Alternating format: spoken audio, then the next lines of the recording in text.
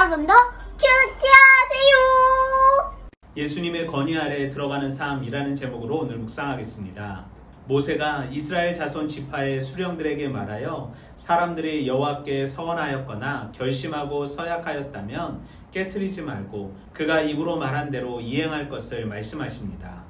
또한 여자가 만일 어려서 그 아버지의 집에 있을 때에 여호와께 서원한 일이 있거나 스스로 결심하려고 한 일이 있다면 지킬 것이지만 아버지가 허락하지 아니하면 서원과 결심한 서약을 이루지 못할 것이니 여호와께서 사하심을 말씀하십니다. 또한 남편을 맞이할 때 경솔하게 서원했다면 남편으로 인해 서원을 무효화할 수 있고 사하심을 얻을 수 있음을 말씀하십니다. 하지만 과부나 이혼당한 여자의 서원이나 그가 결심한 모든 서약은 반드시 지킬 것을 말씀하십니다. 또한 부녀가 혹시 그의 남편의 집에서 서원을 했다가 남편이 서원을 무효하게 하면 사하심을 얻게 됨을 말씀하십니다.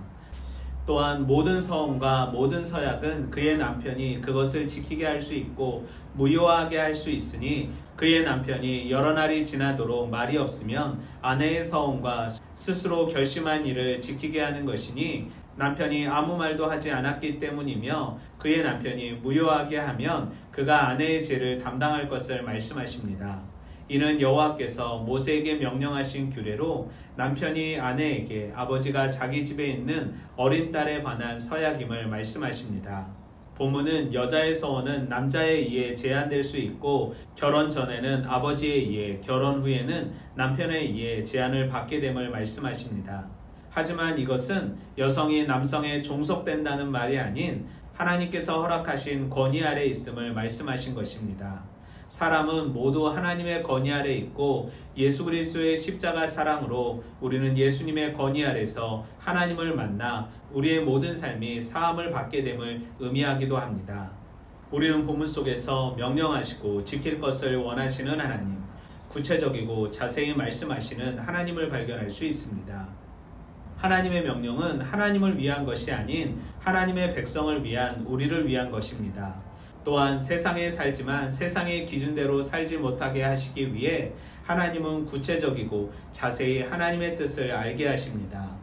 또한 모든 사람은 하나님의 권위 아래 있음을 말씀하시기 위해 여성의 서원이 남편의 권위 아래 있음을 말씀하시며 그렇지 않을 때에는 스스로 책임져야 함을 말씀하십니다.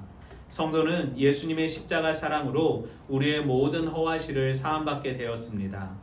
즉 예수님의 거룩한 신부된 자로서 그분의 권위 아래 들어가 사함을 받게 되었다는 것입니다. 우리가 예수님의 신부됨을 거부할 때 우리는 스스로 모든 것을 책임져야 하지만 예수님의 신부됨을 인정하고 그분과 동행할 때 우리는 예수님의 보호하심, 사함을 받게 될 것입니다.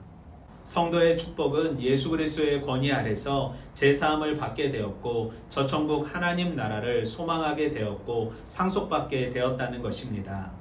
예수님의 신부된 자로서 내 삶의 모든 권위와 권한을 예수님께 돌려드리기 원합니다.